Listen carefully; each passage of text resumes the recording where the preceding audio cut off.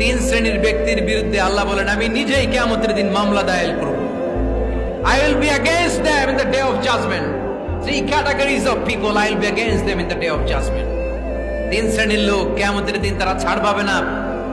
আল্লাহ বলেন আমি নিজেই তাদের বিরুদ্ধে মামলা দায়ের করব। এর মধ্যে এক শ্রেণীর লোক হচ্ছে রাজুলুন ইস্তাআজারা জিরান ফাস্তাউফা মিনহু ওয়া লাম ইউতি আজরা।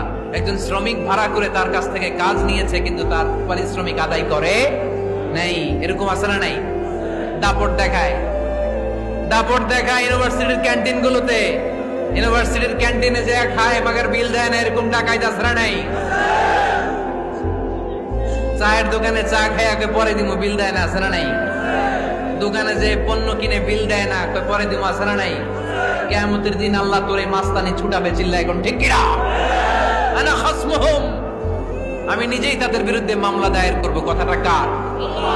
এজন্য বিশ্বনবী বললেন খবরদার, মেহনতি মানুষ, খেটে খাওয়া মানুষ, এদের দোয়া কবুল হয়ে যায়। আতুল আজিরা আজরাহু ক্বাবলা আন ইয়াজিফা আরাকুহু। খবরদার, বিশ্বনবী বললেন শ্রমিকের ঘাম শুকিয়ে যাওয়ার আগে তাদের পারিশ্রমিক মিটিয়ে দাও। বিশ্বনবীর বিখ্যাত হাদিস, আতুল আজিরা আজরাহু ক্বাবলা আন ইয়াজিফা আরাকুহু। শ্রমিকের ঘাম মাটিতে লাগার আগে, শুকিয়ে যাওয়ার আগে তাদের পারিশ্রমিক মিটিয়ে দাও। কেননা তারা যদি বদদোয়া করে তোমার জীবনকে জাহান্নাম বানিয়ে দিবে কে?